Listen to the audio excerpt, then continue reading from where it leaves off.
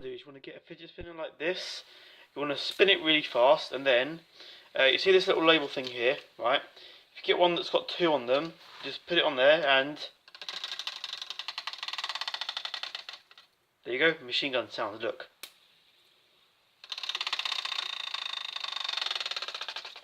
See? So yeah, it's cool.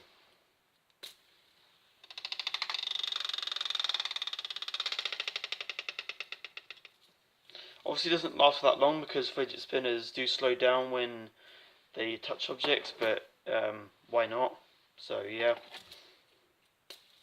machine gun.